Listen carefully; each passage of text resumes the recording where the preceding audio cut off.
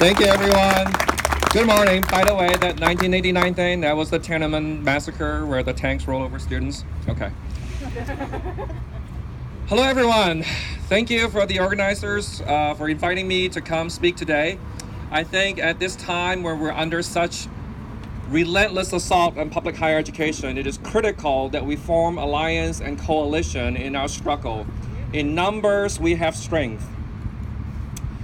I want to begin by telling you that I had all the intention of writing a kick-ass speech about the importance of public investment in higher education, about how public universities are the great equalizers against the vagrancy of life, so that people who didn't win the birth lotto to be born into a stable, economically prosperous households may also have a chance to compete in the economic market and make a better life.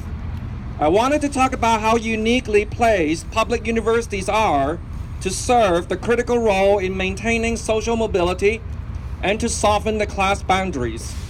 I wanted to talk about the immeasurable value of liberal arts education and how that preserves our humanity disciplines. I wanted to cite inspiring quotes and throw tons of statistics at you, all done in 5 minutes. But now I must apologize that I did not get any of that done. I just couldn't get it done because I am too angry. On Wednesday, 2 days ago, on our campus, 3 unions, UPI, AFSCME, and the plumbers and pipe fitters, we organized an event where we planted 1 red flag for each of the EIU employees that have been terminated for their jobs since the fall semester. Do you want to know how many red flags we used? Yes. How many? 261. If I scale that to the size of UIUC, that would equal 1,436 employees. That's how many people, staff, faculty, support staff, service people have been cut from EIU. Not because they're not doing a good job, not because their services are not needed, but because we don't have a budget. For shame. My colleagues are losing their jobs because Ronner has refused to send a single penny to public universities. They are losing their jobs because Ronner would rather see our schools closed than lift a finger to help. They are losing their jobs because Ronner thinks his political gains are worth more than the prosperity of our community. They are losing their jobs because of Ronner. And I am done with false equivalence. I am done with using euphemisms, saying Springfield has a problem, our government has a problem. I am done trying to lighten up the sting of the criticism by saying, oh, you know, Madigan has some parts to play in this, he is to blame too. No! I am fucking done with that shit! There are no justifiable reasons why Ronner couldn't fix the budget while giving some money to universities. There are no justifiable reasons to deny the MAP grant money to students who are in need so they can continue their education. There are no reasons why Ronner couldn't use his line veto power to eliminate items he didn't like and keep the ones that he could live with.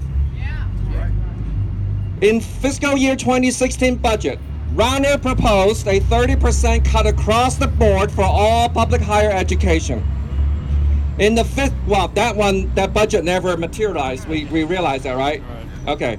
So, without a budget for fiscal year 2016, he dared to propose a budget for fiscal year 2017. In that budget, he proposed a 25% cut across the board for all public higher education. And you know what the kicker is for that budget? Do you want to know what the kicker is in that budget? He proposed to increase spending to build more prisons by 40%. 40%! So, his priority is clear. Kill the universities, build more prisons.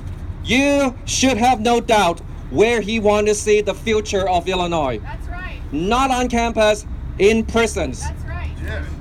Welcome to Rounders, Illinois. Please wipe your feet and leave your hopes at the door. Yes. Many people, faced with this stark reality, refuse to believe. Refuse because this is too horrible to contemplate that this is a deliberate attack on public higher education. They think we are collateral to budgeting. No, we are not. We are the target. That's right. The ultimate goal is to eliminate public universities. This past December, Rauner visited the DeVry campus in Chicago, and there he said to the press, "I wish all higher education were like this. Ah. For profit, where our next generation's access to economic stability is commoditized, traded, bartered, exploited." To those people who don't believe that we are the target, I say, wake up! Look to Wisconsin, look to Kansas, Pennsylvania, Louisiana, and I'm pretty sure next up will be Kentucky. It is the same story. Public higher education under assault. The toxic political ideology of painting the government as a destructive, inept agent is bearing poisonous fruits. The act of deliberately destroying the government's capacity to function in order to create a crisis and then to blame the government and the public sector workers has become an art form. And right now in Illinois, public higher education is the top billing star of this absurdly destructive performance titled "How Illinois Dies and Loses Its Soul." But there is still hope. There is still hope if we all mobilize, if we all start to hold our elected officials accountable for their actions. Yeah. Be political aware. Be politically active. Yeah. Use your voice to speak out and speak for those whose voices have already been silenced. We need you. In solidarity.